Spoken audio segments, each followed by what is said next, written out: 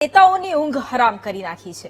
Mask પહેરીને સત્તાધારી પક્ષના નેતાઓના વિરોધમાં ઝુંબેશ ચલાવી છે। ત્યારે કોણ છે આ માસ્કમેન અને તેના વિરોધ સામે નેતાજી શું કહી રહ્યા છે, આવો જોઈએ।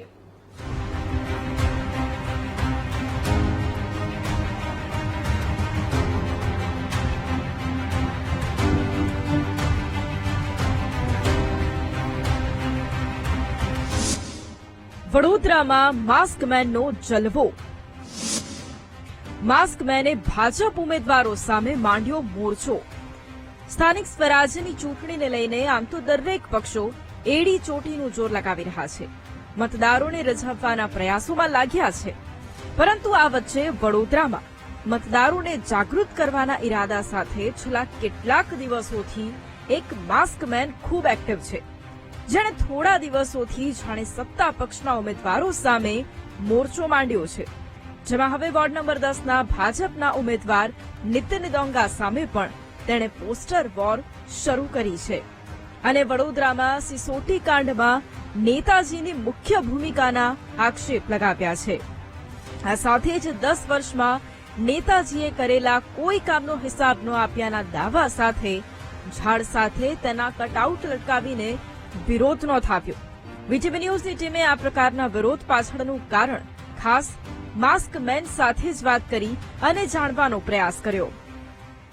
કટઆઉટ એટલે લટકાવે છે કે ક્યાંક ને ક્યાંક જનતાને એવું લાગે છે કે હું બેનરો ને પોસ્ટરો લગાવીને હું શું કહેવાય સરકારી પ્રોપર્ટીને નુકસાન પહોંચાડી રહ્યો છું ને ગંદકી ફેલાઈ રહ્યો છું, પણ ખરેખર જનતા તમારે સમજવાની જરૂર છે કે જો મારા બેનર પોસ્ટર લાગવાથી તમારો રોડ સવાર સુધીમાં સાફ થઈ જતો હોય તો તમારા જીવનમાં એક કચરાની કમ્પ્લેન કરી હોય તમે લોકોએ તો જો બીજા દિવસે સાફ થઈ છે નથી થઈ। ક્યાંક ને ક્યાંક આ ક્રાંતિકારી વિચાર ને સરકાર પણ સહયોગ કરે છે, ક્યાંક ક્યાંક ગભરાઈ રહી હોય એવા સંદેશ લાગી રહ્યા છે। આજે આને લટકાવવાનું કારણ એક જ છે કે હવે જનતા હું ઝાડ પર લટકાવું છું, કારણ કે આ તો હવે કોઈને નડશે નહીં, આનું કોઈ પ્રદૂષણ થાય, કોઈ દૂષણ નહીં ફેલાય। જનતા જાગો, ઉપર જોઈને જુઓ, નીચે નથી જોવાતું તો ઉપર જોઈને તમે જોઈ શકો છો કે આ વિરોધ શા માટે થઈ રહ્યો છે। વડોદરાના વોર્ડ નંબર 10માં ભાજપને કોંગ્રેસ કરતા ક્રાંતિકારી સેના ભારે પડી રહી હોય તેવા હાલ છે। માત્ર માસ્કમેન જ નહીં, સ્થાનિક મહિલાઓએ પણ એક વિડીયો બનાવ્યો હતો, તે જુઓ। વાળો તો હમણાં જ આઈને ગયો। મેં તો વિસલ સાંભળી ના મેં તો વિશાલ સાંભળી, તે કેમ ના સાંભળી? હાય 4 દિવસનો કચરો ઘરમાં પડ્યો, ગંધાઈ ઉઠશે આખું ઘર। શું કરતી હતી ત્યાં સુધી એટલી મોટી વિસલ વાગીને? પણ મેં ના સાંભળી વિસલ। કેવી વિસલ સાંભળી? માં તો હું તો સોસાયટીમાં છે ને સંગીત ખુરશી રમીએ તો મોટેથી વિસલ વગાડ મસ્ત વાગે છે। તેવી કઈથી વિસલ લઈ આવી? 10 રૂપિયાની બધે બહુ મળે છે। જાને હવે હસતો તા 3500 રૂપિયાની લઈને આવી। તને કોને એટલી 3500 ની મોંઘી આપી?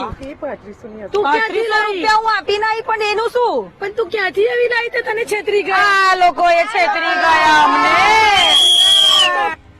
જો કે વોર્ડ નંબર 10ના ભાજપના ઉમેદવાર નીતિન ડોંગા અને અવની સ્ટેમ્પવાલા સામેના અવિરોધ પછી અમે ઉમેદવાર નીતિન ડોંગા સાથે વાત કરવાનો પણ પ્રયાસ કર્યો।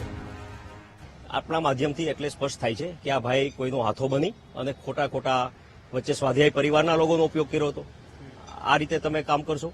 આ રીતે તમે દેશની પ્રગતિ કરશો? કરવા શું માંગો છો? એક બાજુ તમે મારો વિરોધ કરો છો, બીજી બાજુ કહેશો કે આમનું ફોર્મ રદ કરો। તો તમને જો મારું ફોર્મ રદ કેમ કરવામાં રસ જાગ્યો ભાઈ? કારણ કે તમને બીક લાગે છે કે જનતા તો નીતિન મામા જોડે છે, 100% એને જીતાડવાની છે, એટલે આ ગભરાટમાં આ બધા કામો કરી રહ્યા છે। આ રીતે ઘોડા ઉપર બેસીને તમે માસ્ક પહેરીને રખડો છો, કોઈના હાથા બનીને કામ કરો છો।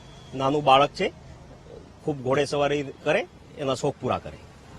ક્રાંતિકારી સેના અને મહિલાઓનો વિરોધ હવે વડોદરાના વોર્ડ નંબર 10માં ભાજપ ઉમેદવારોને કેટલો ભારે પડે છે તે તો પરિણામ પછી જ જાણી શકાશે। કેમેરામેન કિશોર ક્ષીરસાગર સાથે માનુ ચાવડા, વીટીવી ન્યૂઝ, વડોદરા। એવું લાગે છે કે હવે રાજનેતા